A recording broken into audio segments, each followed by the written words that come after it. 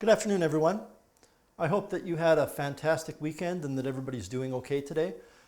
We're going to be moving on today to the next major portion of this course. What we have done so far is we have learned how to differentiate algebraic functions, and then we looked at all of the applications of that. The three main applications were rates and related rates, optimization problems, and then we just finished with graphical analysis, how we actually analyze graphs using derivatives and second derivatives. The next major part of the course is going to be doing everything that we've done so far, but we're going to repeat it with trigonometric, exponential, and logarithmic functions. Those of you that are currently in Math 30-1, there's going to be a bit of an overlap here of you learning about logarithmic functions in 30-1 and learning how to differentiate them at almost the exact same time in this class, but it's really not that difficult. Once we're done with all of this, we're going to be done with differentiation and entering into the final stage of the course, which will be in about 3 weeks. And at that point, we're going to be looking at finding what is called antiderivatives of functions. So we're going to be looking at doing the opposite of what we've been doing. So today we're looking at derivatives of sine functions and cosine functions, and this can be found on page 6 of your current lesson handout.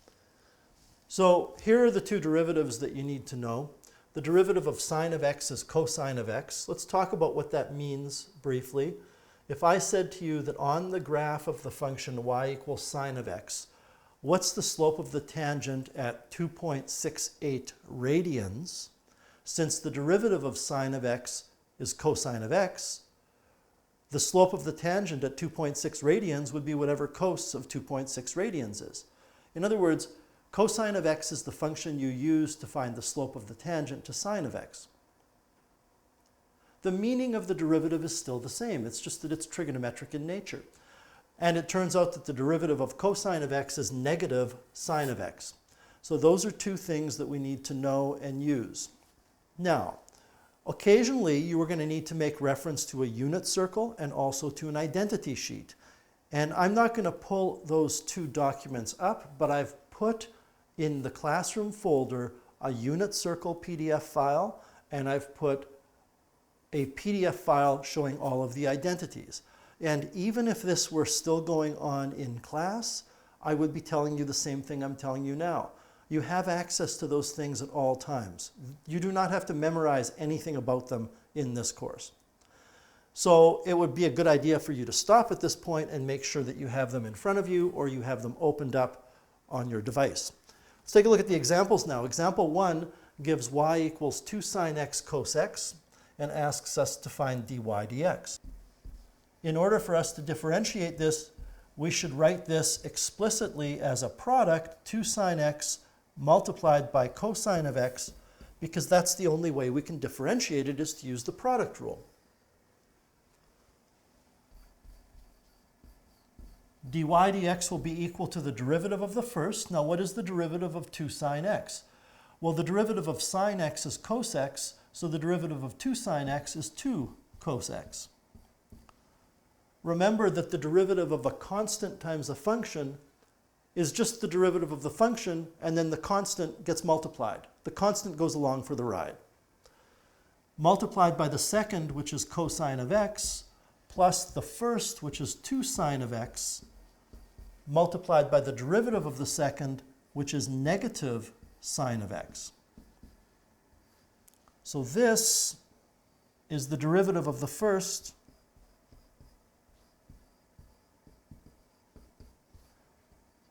and the cos x is the second. This is the first,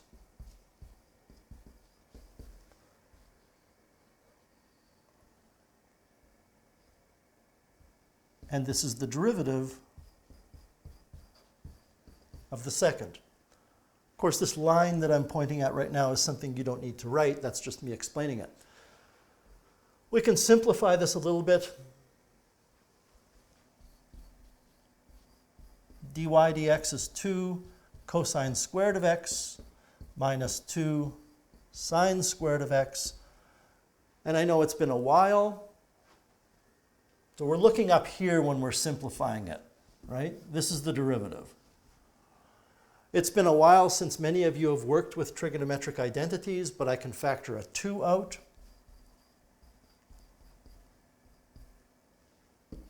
And have cosine squared of x minus sine squared of x.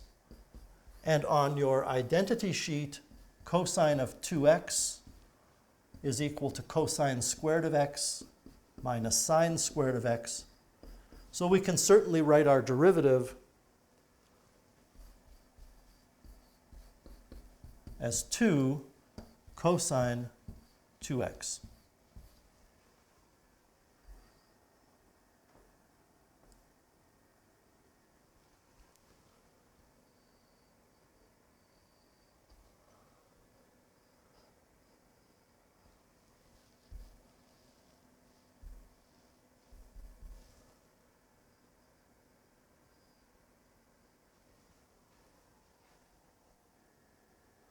Example B, cos of x plus sine of y equals 1. Well, we're going to differentiate everything with respect to x. The derivative of cosine of x is negative sine of x. I'm just referring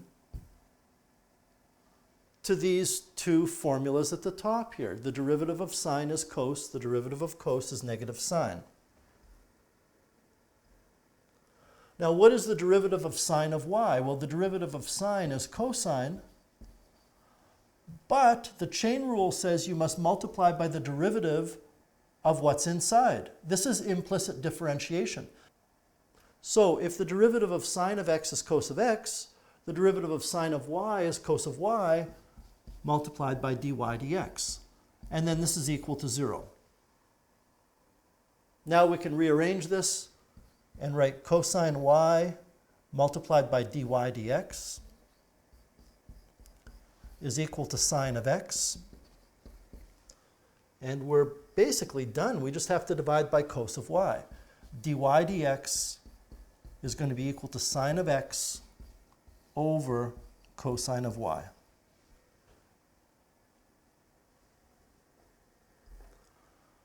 Now, I've already kind of alluded to this with the implicit differentiation involved in example B, but the chain rule can be added to our rules for the derivative of sine. If the derivative of sine of x is cosine of x, then the derivative of sine of some other thing will be cosine of that other thing times the derivative of that other thing. This is what the chain rule looks like in terms of trigonometry. d dx of sine of u is cos of u times du dx. In other words, times the derivative of what you were sining. The derivative of cosine of u is negative sine of u du dx. In other words, multiply by the derivative of what we were cosining. It's no different than this rule that said the derivative with respect to x of u to the n is n times u to the n minus 1 multiplied by the derivative of the base. You always have to multiply by the derivative of the argument in the operation. When we had a power, the base is the argument. It's the thing that you multiply by the derivative of. When you have a trigonometric expression, the argument in this case is u, so we need to multiply by the derivative of u. Let's take a look at what this looks like. Determine the derivative dy dx if y equals sine of 3x squared. I want to rewrite this to make sure that you understand that that's what sine of 3x squared means. The brackets are implied. All right, so what is the derivative with respect to x?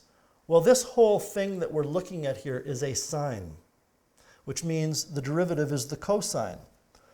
When we differentiate exponential functions, I think almost every single time when we differentiate exponential functions, I have said to you, and the base remains the same. I've really tried to stress that. What I can say now is when you differentiate functions, the argument stays the same. So when I take the derivative of the sine of 3x squared, I'm going to get the cosine of 3x squared. Then If this were exponential, I would say the base remains the same and then you multiply by the derivative of the base. Here, the argument remains the same and then I multiply by the derivative of the argument. And we're done. Other than the fact that I would probably write this as dy dx equals 6x cos 3x squared, brackets optional. That's it, we're done. I want to go back now and take a look at the very first example we did.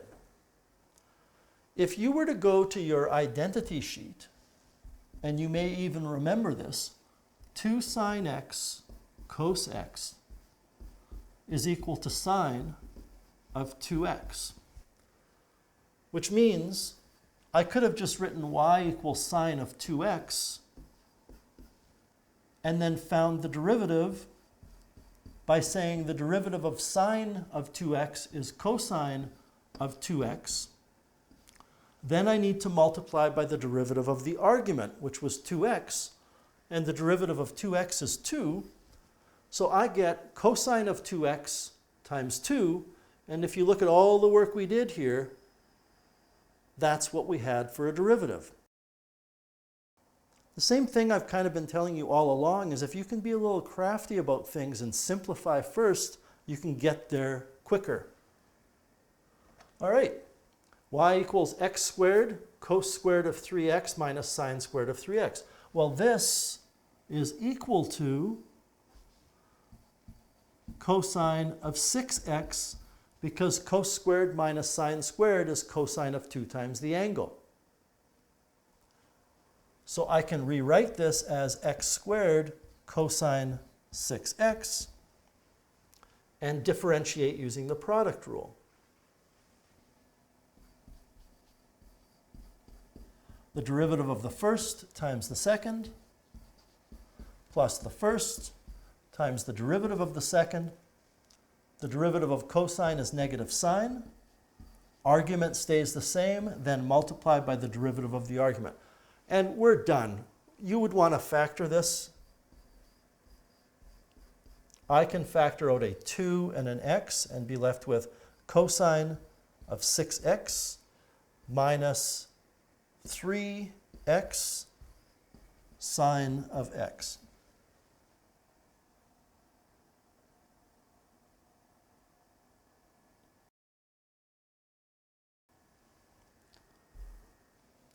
And the final example, we're going to have to use the quotient rule here. So I'm going to differentiate the top. Now, when I find the derivative with respect to x of cosine squared of x, cosine squared of x is cos of x quantity squared. So this, when we look at the big picture, is a power. I have to start by wrapping that exponent of 2 around the base, which stays the same, then drop 1 from the exponent, then multiply by the derivative of the base. The base is cos of x. The derivative of cos is negative sine of x. This is the derivative of the top. I wrap the 2 around the cosine, drop 1 from the exponent. The base remains the same, so it stays as cosine of x. Then I multiply by the derivative of cos, which is negative sine.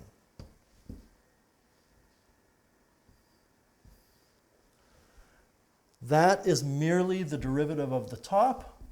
Now I need to multiply by the bottom and then subtract the top, which is cos squared of x, and multiply by the derivative of the bottom, which is negative cos of x. Then I have to put it over the bottom squared, which is sine squared of x.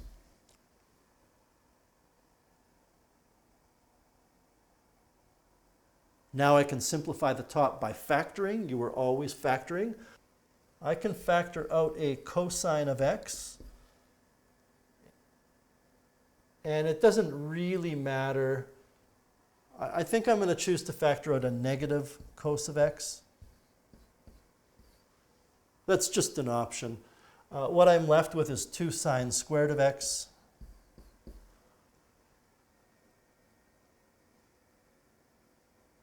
minus